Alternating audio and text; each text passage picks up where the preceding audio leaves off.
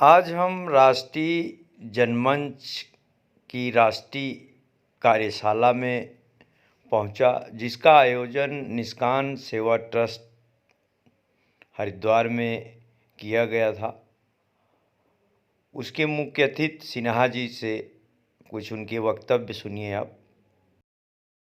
बहुत धन्यवाद देता हूँ हृदय से कि इस विशिष्ट मंच पर मुझे कुछ कहने का अवसर प्राप्त हुआ।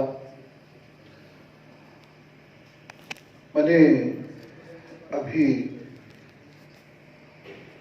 राष्ट्रीय जनमंच का जो गीत सुना, उसके लिए प्रिय भाई श्री संजय मौर्य जी को हृदय से साधुवाद देता हूं। कहीं पीछे ही होंगे वो, और उनकी सोच और नेतृत्व में जो अनेक शहरों और राज्यों से लोग यहाँ पधारे हैं, मैं उनको भी नमन ज्ञापित करता हूं। और सीधे आज के विषय पर बात कर रहा हूं, चूंकि अन्य लोगों का आशीर्वाद प्राप्त करना है,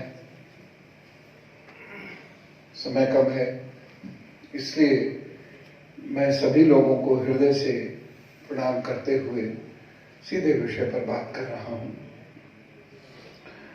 विषय है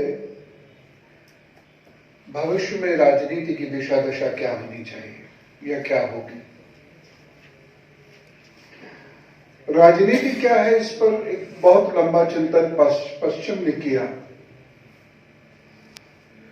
और सीने ने एक डेफिनेशन का प्रतिपादन किया, commit of the people for the people by the people, जिसको आगे अब्राहम लिंकन ने एग्जीक्यूट किया, और हम लोग उसको अब्राहम लिंकन की डेफिनेशन के रूप में जानते हैं।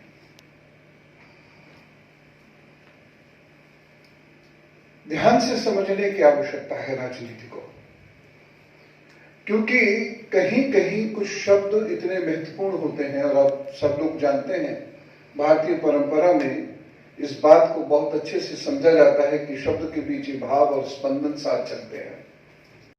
सिन्हा जी के वक्तव्य के तुरंत बाद मैंने राष्ट्रीय जनमंच के राष्ट्रीय मीडिया प्रभारी के दुबे जी से कुछ बात की और उनके संगठन के बारे में चर्चा किया, जिसमें उन्होंने मुझको जो कुछ भी बताया वो आपके सामने है। ये हैं राष्ट्रीय जनमंच के राष्ट्रीय मीडिया प्रभारी के दुबे जी। आज मैं कुछ उनसे पूछना चाह रहा हूं कि आपका ये संगठन किस मकसद से, कौन सी विचारधारा को लेकर बनाया गया है। श्री के दुबे जी, सबसे पहले तो राष्ट्रीय जनमंच के जो संयोजक हैं वो संजय मौर्य जी हैं, जिनकी एक बहुत बड़ी संरचना है, जिसको एक कहा जाए कि एक बहुत बड़ा एक ये तब्दीली आएगी इससे पूरे समाज में, देश की राजनीति में बड़ी तब्दीली आएगी। देश में जो हमारे जनप्रतिनिधि हैं वो हमारी बात नहीं सुनते, वो एक लीगली एग्रीमेंट के साथ हमारे साथ बंधे रहेंगे। वो वोट देकर के हमको झूठा नहीं साबित कर सकते, हमारे साथ में झूठे नहीं हो सकते। वो हमको वोट लेने के बाद हमारा ये बात को अगर नहीं मानेंगे तो वो कोर्ट कचहरी तक उनको सामना करना पड़ेगा। तो ये एक राष्ट्रीय जनमंच का सपना है। राष्ट्रीय जनमंच का ने संरचना जो तैयार करी है, उसमें जनप्रतिनिधि की स्थिति सिर्फ वही होगी जो एक हमारे नागरिक की होती है। तो संविधान में क्योंकि किसी एक पार्टी को आप वोट दें ये नहीं लिखा है, आदमी की जो इच्छा होगी वो उसी को वोट कर देगा, उसी को अपना जनप्रतिनिधि चुनेगा। तो ये एक राष्ट्रीय जनमंच की तैयारी की गई है। संजय मौर्य जी के माध्यम से हम सब लोग उसमें जुड़े हुए हैं। उनको जो हमको मार्गदर्शन देते हैं उसमें हम लोग आगे बढ़ते हैं। और आज जो हरिद्वार में इसकी पहली कार्यशाला है राष्ट्रीय जनमंच की, जिसमें हमारे पूरे देश से लोग जुड़े हुए हैं, आए हैं यहाँ पे, वर्चुअली भी लोग जुड़े हैं, क्योंकि कोरोना काल चल रहा आप सब जानते हैं। तो ज़्यादा से ज़्यादा जो 100 लोगों से ज़्यादा अनुमति नहीं होती है, उसी संख्या को देखते हुए यहाँ पर हरिद्वार में हरि की जो भूमि है, हरि का जो द्वार है, वहाँ पर राष्ट्रीय जनमंच की ये बैठक हो रही है, जिसमें मेरी मुलाकात माननीय संपादक जी से हुई है। दुबे जी, मैं जानना चाहूँगा कि क्या भविष्य में आप किसी राजनीतिक पार्टी के रूप में जा सकते हैं या किसी पार्टी में विलय कर सकते हैं?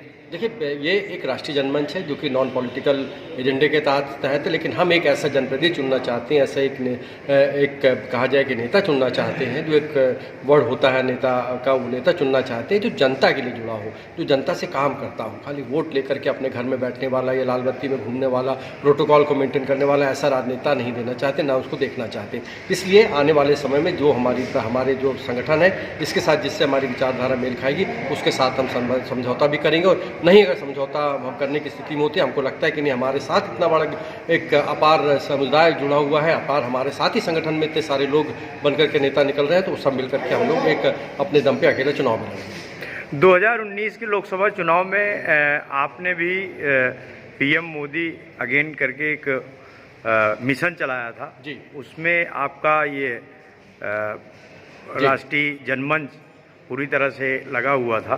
जी, इसमें थोड़ा सा सुधार है। ये जरूरी है कि जो राष्ट्रीय जनमंच है उसकी स्थापना अभी हुई है, तब वो मिशन मोदी अगेन पीएम 2019 संगठन भी इन्हीं सब कार्यकर्ताओं ने, सहयोगियों ने मिलकर के चलाया था। लेकिन जब नरेंद्र मोदी प्रधानमंत्री बन गए तो अब आगे जो है हम लोगों को एक अपनी नई विचारधारा लेकर के आगे ढूंढना था। इसीलिए सब हम लोग जो है एक अलग नया राष्ट्रवादी संगठन लेकर के आगे चल रहे हैं, जिसमें कि हम लोग एक राजनीतिक पार्टी के साथ भी आगे जाएंगे या खुद हम लोग चुनाव लड़ेंगे, ये भी तय होगा।